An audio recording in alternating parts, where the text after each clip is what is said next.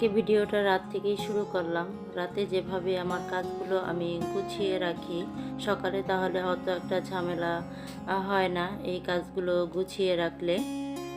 আসসালামু আলাইকুম, আমি পাপিয়া আছি আপনাদের সাথে, কাছে দূরে দেশ এবং দেশের বাইরে যে যেখান থেকেই আমার ভিডিওটা দেখছেন। আশা করি সবাই ভালো আছেন এবং সুস্থ আছেন। আলহামদুলিল্লাহ, আল্লাহর অশেষ রহমতে পরিবার পরিজন নিয়ে আমরাও বেশ ভালোই আছি। ওয়েলকাম করছি সবাইকে নতুন আরেকটি ব্লগে।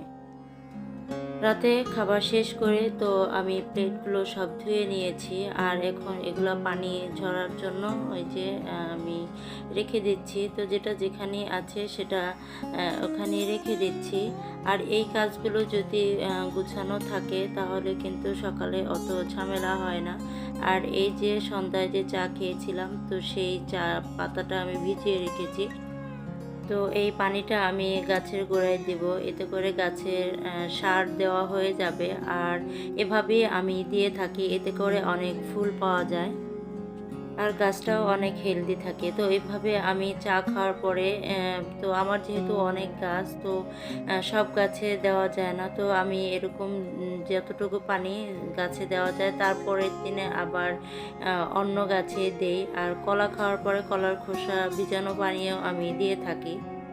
এগুলো দিয়ে আমি কিন্তু গাছের চর্চা করে থাকি।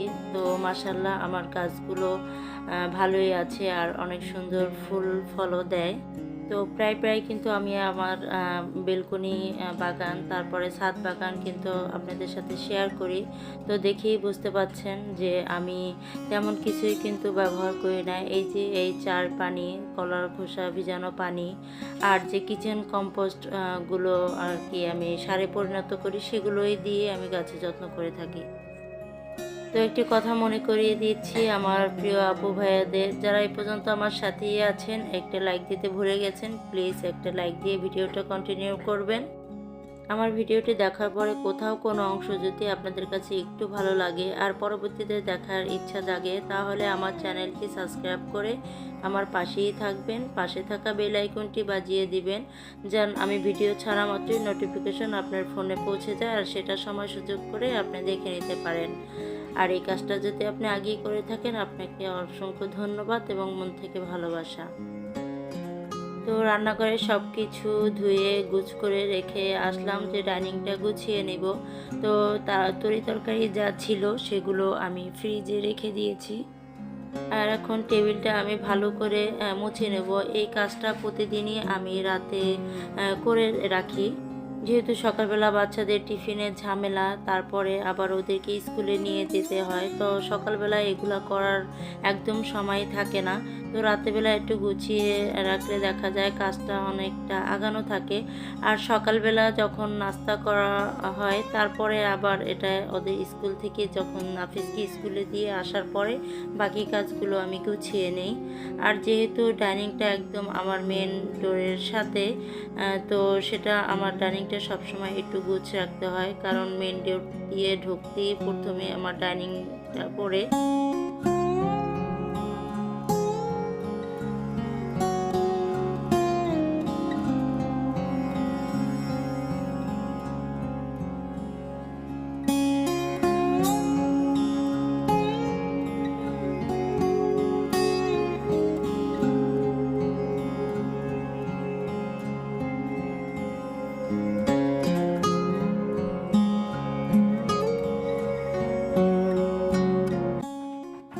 তো এটা হচ্ছে পরের দিন সকালে। তো রাতে যে আমি চা পাতাগুলো ভিজিয়ে রেখেছিলাম, তো সেই পানিগুলোই দেখেন গাছে আমি সরাসরি দিয়ে দিচ্ছি।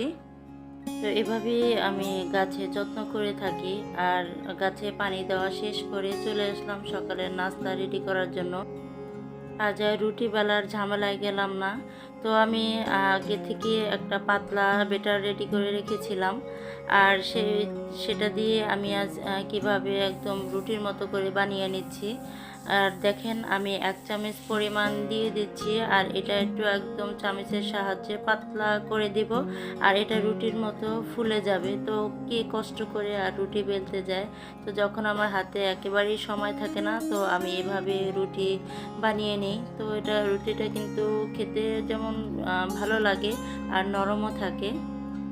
তো দেখতেই পাচ্ছেন রুটিটা কিন্তু ফুলেছে। তো আপনারাও চাইলে এরকম ট্রাই করতে পারেন, যখন হাতে একদম সময় থাকবে না, তো সহজ পদ্ধতিতে এভাবে ঝটপট রুটি বানিয়ে নিতে পারেন। এভাবে সহজ পদ্ধতিতে রুটি বানানো অনেকেই হয়তো জানেন, আর যারা একেবারেই জানেন না তারা এই পদ্ধতিটা ফলো করতে পারেন। আর এতে করে সময়টা অনেক বেঁচে যায়। আর আমি এখন ডিম পোচ করে নিচ্ছি। আমার এই রুটি বানার সহজ পদ্ধতিটা আপনাদের কাছে কেমন লেগেছে অবশ্যই ছোট্ট একটি কমেন্ট করে জানাবেন। আর এখন মা ছেলের জন্য ডিম পোচ করে নিচ্ছি। আজ তো নাফিস শুধু স্কুলে গিয়েছে, নাবিল যায় নাই। কারণ নাবিলের স্কুল থেকে আর কি সবাই শিক্ষা সফরে গিয়েছে, ও তো যায়নি। কারণ ও এত লং জার্নিতে একা যেতে সাহস পাচ্ছিল না। সেজন্য আর আমিও বলেছিলাম যেতে, কিন্তু ও যাবে না। তো আর কি করা। তো এরই মধ্যে দেখা যাচ্ছে আমার অনেক আপুরাই রোজার প্রস্তুতি শুরু করে দিয়েছে। তো এদিকে আমিও অনেকটাই কাজ গুছিয়ে নিয়েছি। যেমন আমি ঘর দুয়ারগুলো আর কি ভালোভাবে ক্লিন করে নিয়েছি। এখন আমার আর কি আরেকটা ফ্রিজ ক্লিন করার বাকি আছে। আর আমি ডিপ ক্লিন করে নেব রান্নাঘরটাই হলো সবচেয়ে মানে কষ্টের আমার কাছে। তখন আমি আমার জন্য একটু চা বানিয়ে নিচ্ছি। দুধ চা তো আমার জন্য খাওয়া নিষেধ। তো আজকে ভাবলাম নাবিল একটু চা খাবে, তো নাবিলের জন্য যেহেতু বানাচ্ছি, তো আমার জন্য আবার আলাদা করে কি বানাবো, সেজন্য একেবারে আমার জন্য একটু দুধ চাই বানিয়ে নিলাম। আর দেখতেই তো পেলেন রুটিটা কত নরম, আর খেতে কিন্তু অতটাও খারাপ লাগে না। অবশ্যই ট্রাই করে দেখতে পারেন। তো জানি না কার ভাগ্যে পবিত্র মাহে রমজান কার নসিবে আছে আর কার নসিবে নাই, একমাত্র আল্লাহ পাকই জানে। এমন দিন আছে রোজার মানে আগের দিনও হয়তো রোজা অনেকেরই ভাগ্যে থাকে না। তো দোয়া করি এই রমজান সবাইকে রাখার তৌফিক দান করুক। তো চাটা বানানো হয়েছে, এখন আমি নাস্তাটা করে নেব। আজ খুব সিম্পল রান্না করব। তো ওইদিকে অফ ক্যামেরায় আমি কিন্তু ডাল চচ্চড়ি বসিয়ে দিয়েছি। আর ওই যে পাতা যে রেখেছিলাম, ডাঁটা শাকের পাতা, তো সেটা আমি ভর্তা বানাবো। তো এই শাকের পাতাটা ভর্তা কিন্তু অনেক মজা। তো আমি সামান্য একটু পানি আর কাঁচামরিচ লবণ দিয়ে পাতাটা সিদ্ধ করে নিচ্ছি। তো শাকটা কিন্তু আমার সিদ্ধ করা হয়েছে। আর এখানে রসুন, পেঁয়াজ আর কাঁচামরিচটা আমি হালকা একটু তেলে ভেজে নিয়েছি। তো এটাই আগে আমি বেটে নিচ্ছি শিলপাটায়।